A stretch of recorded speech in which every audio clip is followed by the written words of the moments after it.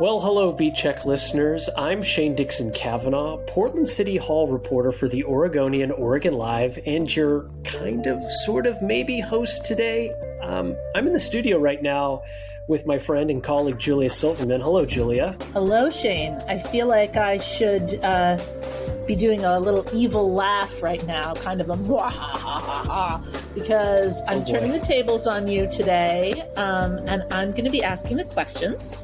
So what do you want to talk about?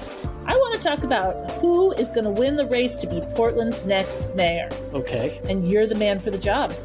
Today, at least. You've been writing a series of deeply reported, really wonderful profiles of 3 of the leading candidates. We've got a 4th profile of another candidate in the race coming in the weeks ahead. You've written stories about current city council members Carmen, Rubio, and Rene Gonzalez. And coming just this past Sunday, you took a look at kind of a dark horse candidate, businessman Keith Wilson, who's emerged as a really viable contender on the strengths of his grassroots donations and interest in his campaign. I got to admit, Shane, that like many people, I have been consumed by national political news.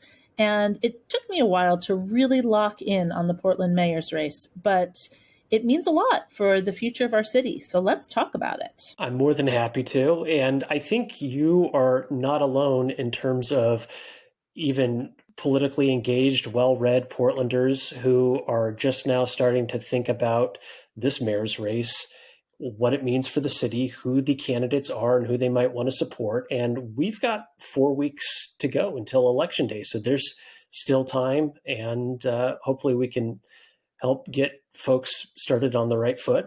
And this is just quickly my shameless plug. You mentioned it already. I have done a series of profiles of 3 of the leading candidates. We're going to include links to those stories in the show notes. So please, if you've not yet had the opportunity yet, check them out. And I'm ready to answer whatever burning questions you might have, Julia. Great. Well, my number one burning question you probably can't answer, which is who's going to win. But can you answer that? If you can, it would really save us a whole lot of time. Well, I mean, it's not just me. I think most people that I'm talking to and who are paying close attention to this election really can't say with any degree of certainty right now who might end up prevailing on November 5th. But we have a pretty clear sense that the 3 people that we're focused on today, Carmen Rubio, Rene Gonzalez, and Keith Wilson, likely have the best shot at this point in time. Okay, and they're 3 really different people, right? That would be a bit of an understatement, for sure.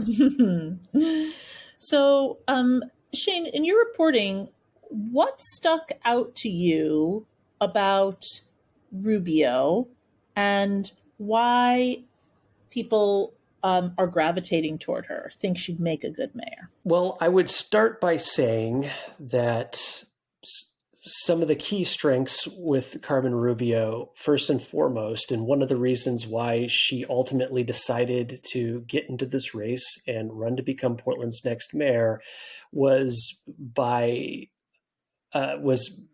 virtue of her pretty successful track record as a Portland City Commissioner. She has managed to get a lot of pretty big policy initiatives accomplished in just a few years, and has also really proven herself to be a collaborator, a consensus builder, and somebody who can bring various interests and often competing interests together to actually get something done and move the ball forward on not the biggest, most pressing issues confronting the city right now, but on things that are nevertheless pretty important, such as housing policy reforms that will hopefully make it easier to build and develop new housing in Portland at a time when we desperately need it. She managed to really create a dramatic rewrite of Portland's Clean Energy Fund at a time when it was facing a lot of criticism and political pressure.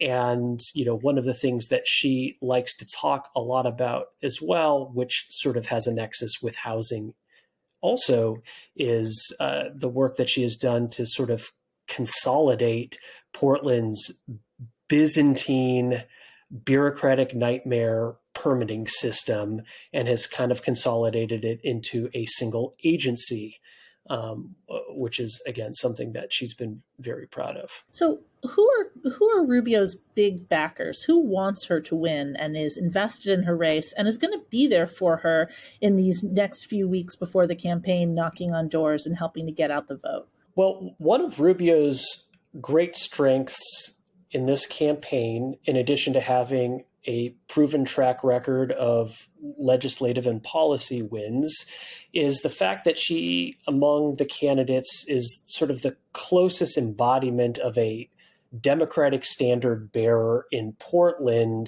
even though this is a nonpartisan race and all three of the leading candidates are registered Democrats.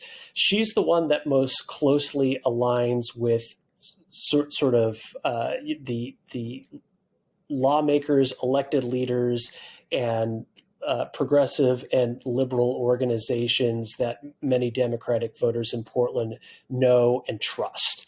So that's everything from everyone from Governor Tina Kotek to former governors Ted Kulongoski and Kate Brown to a whole host of state legislators and lawmakers in the Portland delegation, to public employee unions such as the Portland Association of Teachers and SEIU, and a number of social justice and environmental organizations are all coalescing around Rubio's candidacy and are going to bat for her because they think she is going to be the best person to be Portland's next mayor. So, all right, all this sounds like she's on a glide path to winning. What might stop her? Well, the first thing is it turns out that Commissioner Rubio has not the most charismatic or compelling candidate. I mean, she is a self-described introvert and has largely run a fairly lackluster campaign. It just hasn't gotten people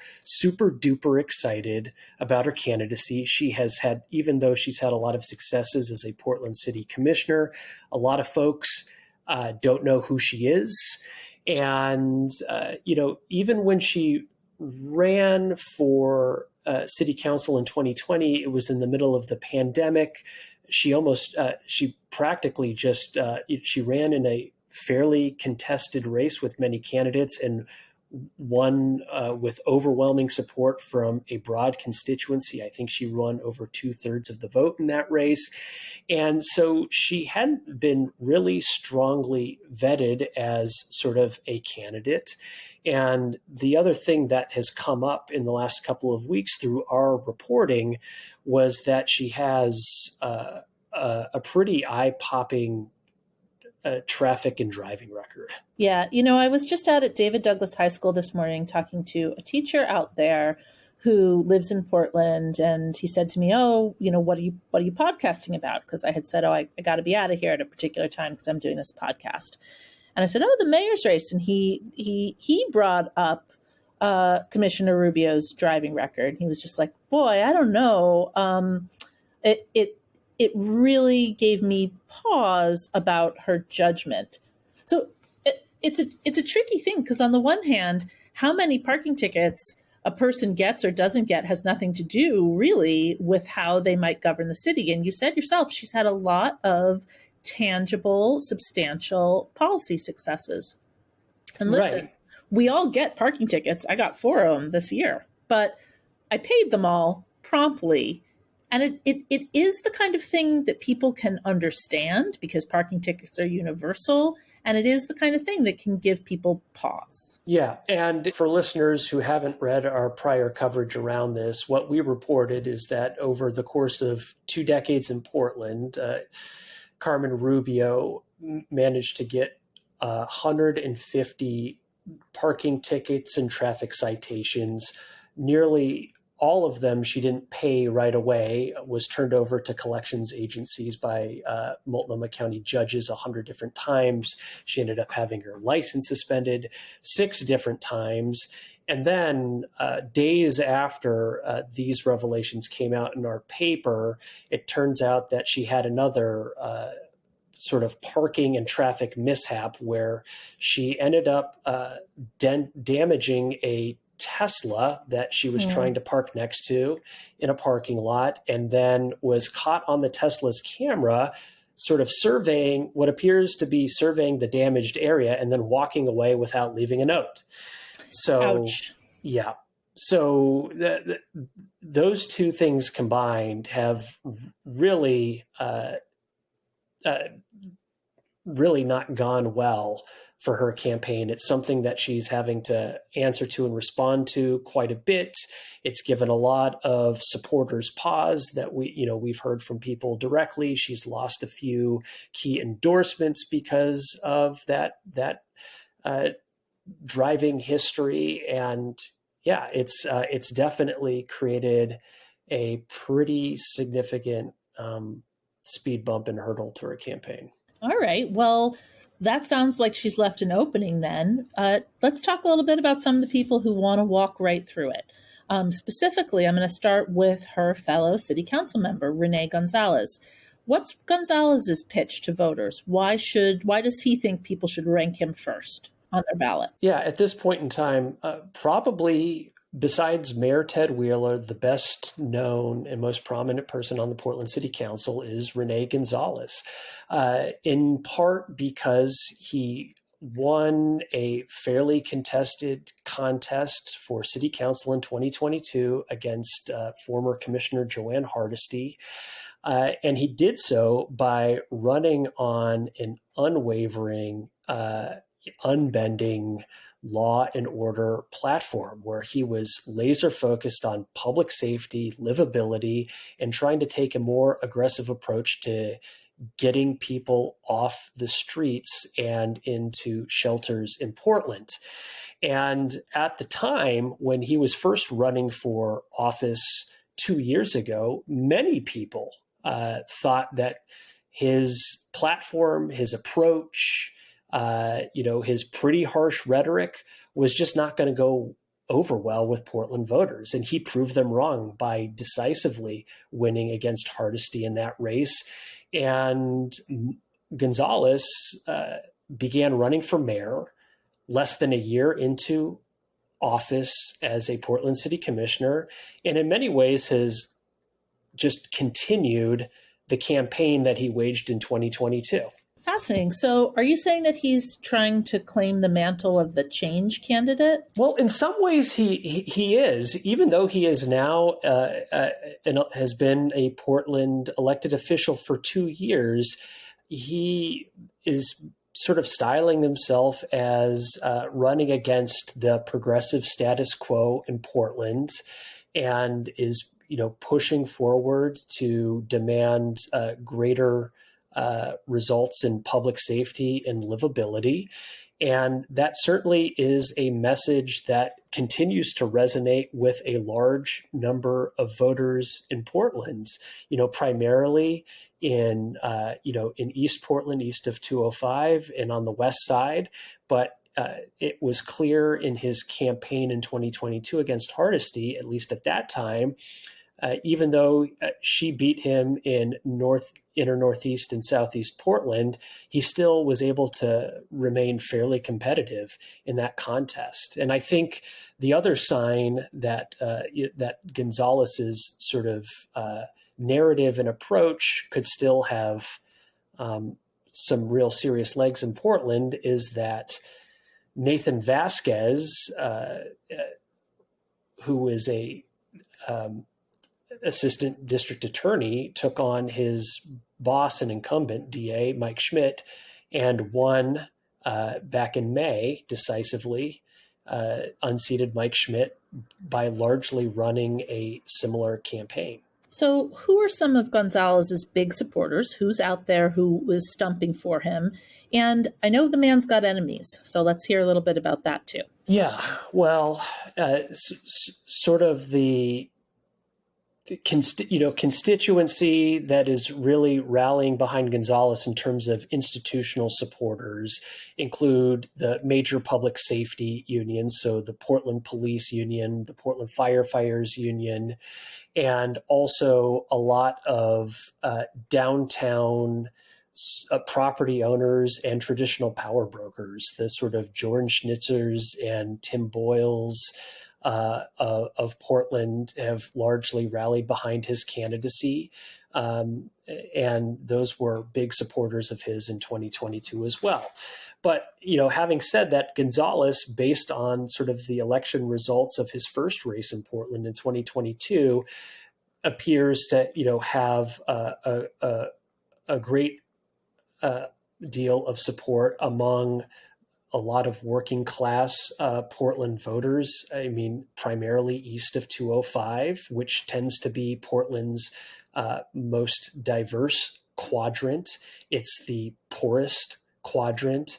And also, interestingly enough, is an area where non-affiliated voters outnumber Republicans and Democrats by quite a significant amount. It's fascinating. I think we should also note that that's a part of town that has really borne the brunt of a lot of public safety and livability concerns. Well, yeah, it's been, historically the most neglected portion of the city. It has the highest concentration of traffic deaths, the highest concentration of gun violence, for all of the focus and attention that lawmakers and officials and other folks have placed on homelessness in downtown Portland or the Central East Side. I mean, the homelessness crisis is very profound and pronounced in East Portland as well. Absolutely. All right. Well, so you neatly evaded answering my question, so I'm going to pin you to it. Who is out there that does not want Gonzalez to win this race? And please bring up the hashtag Don't Rank Rene movement that got a little traction this week, just for the political, just because we like to gossip a little. Why not? Well, sure. Well, Gonzalez's approach here has made him a very polarizing figure in Portland, particularly among many self-identified liberals and progressives, and a lot of the leaders and organizations that fit into that camp. He really, to a lot of folks, is perceived to not represent Portland's values, and they have not appreciated his policies and his sort of bare-knuckled approach to pushing them through and advancing them, and effectively being one of the leading figures in sort of shifting the narrative around public safety in the city over the last couple of years. So you were asking about the Don't Rank Rene campaign that has just now started to emerge and gain some traction. But since we are dealing with a ranked choice voting contest for Portland mayor this year, the first time we are doing so, there is some strategy here that, in addition to wanting to be a lot of voters' first choice, it really helps a candidate if they are also a voter's second or third choice as well. And that somebody who has a polarizing presence like Commissioner Gonzalez, if opponents of his convince enough people not to rank him at all, it could prove to be a real liability for him in a ranked choice voting contest, even if he ends up getting the most first choice votes of any of the candidates. So there's a dark horse in this race, or at least the person that many voters probably know the least about just because he hasn't been in public office. Who's this Keith Wilson guy? Where did he come from? And what on earth makes him think that he could be the mayor? Let alone why any of these people would want to be the mayor. But I guess that's a whole different podcast. Well, first I'll say that, from my vantage point, I think all of these candidates for mayor are fascinating figures, and they have real strengths, and I think they all have pretty pronounced weaknesses as well. But Keith Wilson is a person who grew up in North Portland, was the first person in his family to attend college. He went to Oregon State University, and eventually took the reins of a small freight company that his father had started and built it into a pretty successful and innovative trucking business with a really impressive environmental track record. So Keith Wilson's business, which is called Titan Freight Systems, at this point in time runs an entire fleet and has 70 employees across 3 states using trucks that are all electric at this point in time and no fossil fuels, because Keith Wilson is a big environmental advocate and somebody who is trying to combat climate change, and has proven that he can run a successful business while also doing right by the environment. Keith has long been very involved in civic and public life in Portland, but has not been really well known to most voters and the broader public. But he's been very involved civically, in the last decade or so, and he is running a campaign that is focused on almost exclusively on a single issue, and it's the largest and most difficult and most intractable issue in town, and the one that is of most concern to Portland voters, which is homelessness. And Keith Wilson claims that he has come up with a plan where he believes that he can end unsheltered homelessness in Portland within a year's time by quickly creating and standing up a network of emergency overnight shelters, like in community centers, church basements, and other buildings, and that he can do this cheaply, and that this is going to quickly get people off the streets and begin to get the help that they need and address some of the pervasive livability and safety issues that many Portland residents continue to experience. How was that for a quick overview? It's a great overview. I was riveted, but also, excuse me, but if there were a way to solve unsheltered homelessness at night in Portland quickly and cheaply, is it not fair to ask if that's really possible, shouldn't that have happened already? Like, that sounds a little bit like a bridge in Brooklyn that someone wants to sell you. Well, that is kind of Wilson's pitch as well, is he's kind of staking his claim on the fact that he says he's done his homework. He has self-financed a series of trips around the U.S. looking at other cities that have done a better job of having low numbers of unsheltered homeless people in their communities, looking at what they're doing to keep those numbers low, and has found, or says he's concluded, that it's really quite simple, that Portland doesn't have enough emergency overnight shelters for the number of people who are currently living on the streets. Other cities do have that shelter capacity and have largely kept those numbers of unsheltered people low because of it. Wilson will say that essentially the status quo and elected leaders in Portland and in Multnomah County and the state have just been paralyzed to take this kind of action, that they have not looked to other communities and areas to see what they're doing to keep those numbers low.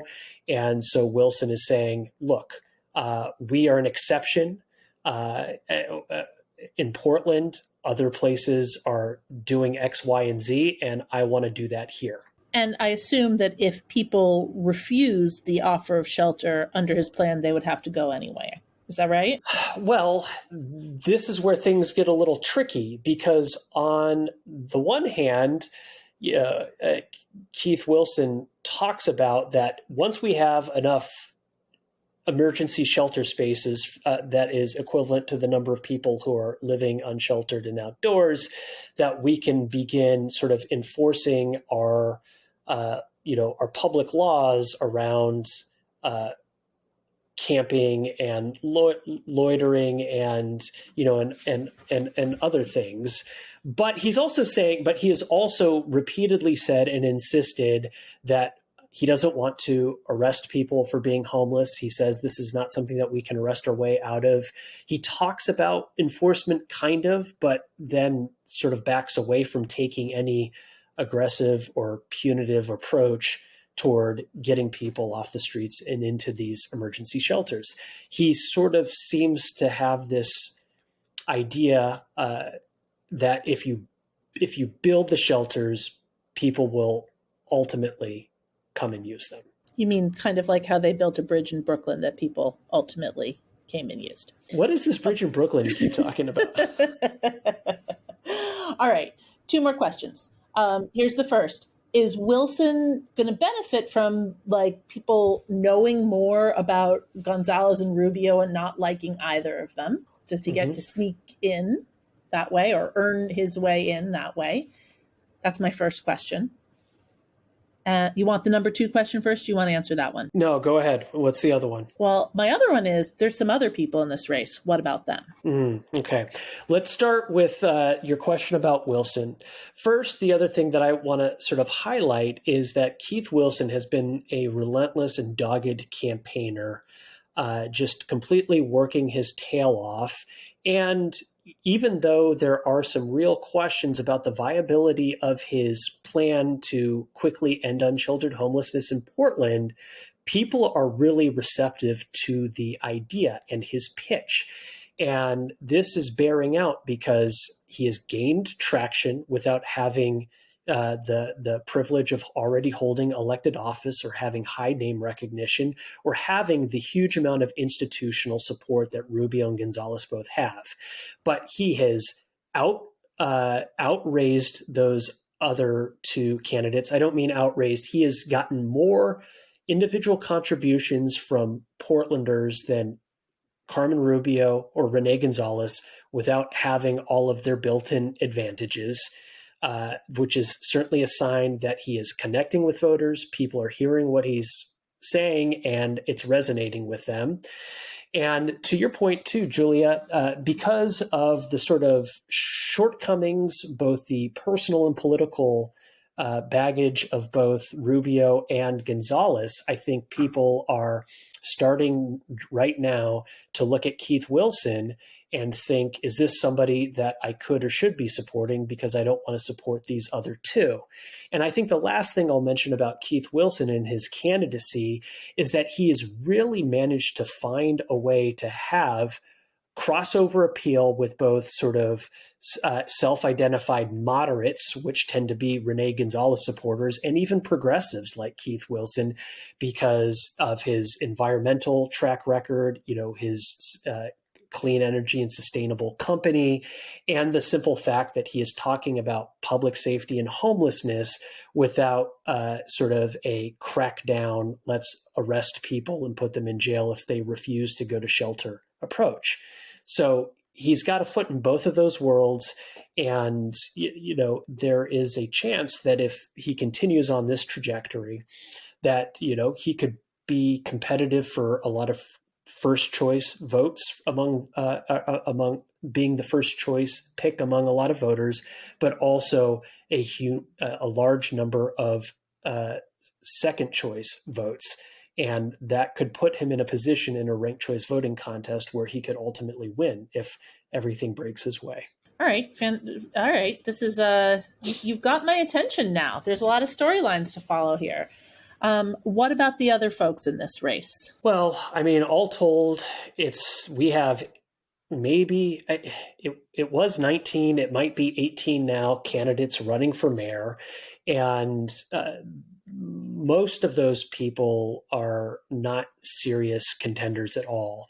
I will say most aren't, but there still are a couple of other people that we have written about, will be writing about, and that folks should keep an eye out for, which is, Commissioner Mingus Mapps, who is like Rubio and Gonzalez, serves on the Portland City Council, and also Leave Ostis, who is a iconic stripper in Portland, who is running on a platform of being a real champion for Portland's arts and creative classes, and also, being a cheerleader for a city that she loves deeply, that's gone through some really tough times.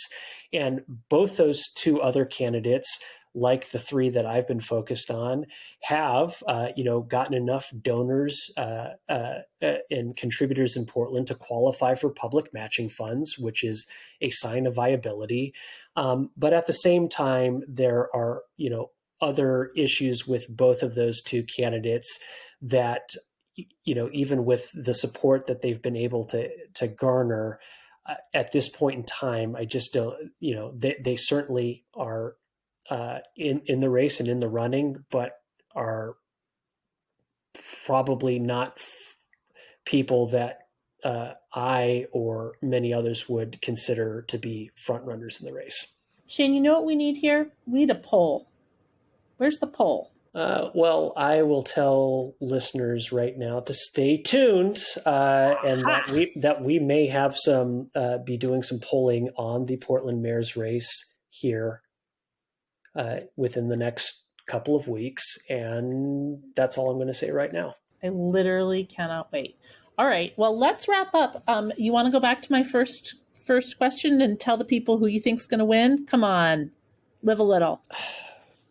He's not going to do it. No, it's not just that. Honestly, Julia, there is too many unknown factors right now and the dynamics are really kind of shifting in real time in this race.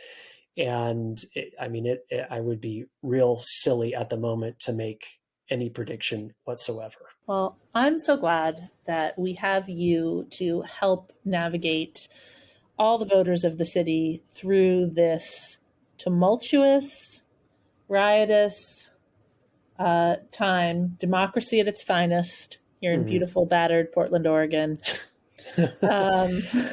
Still standing, still here. Yeah, I appreciate that. I do feel like I've been a little long-winded today, trying to cover a lot of ground and a lot of candidates in a relatively short period of time, but still I'm looking here and I think we've already hit the 30-minute mark. So hopefully we've kept people's attention.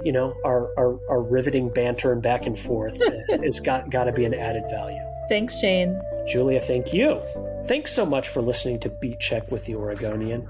If you like this show, give us a 5-star rating and review on Apple Podcasts. It really helps people find the show. And tell a friend. Help spread the word. The best way to support our journalism and stories like this one is with a subscription to the Oregonian OregonLive. You can do that at OregonLive.com/pod support. Until next time.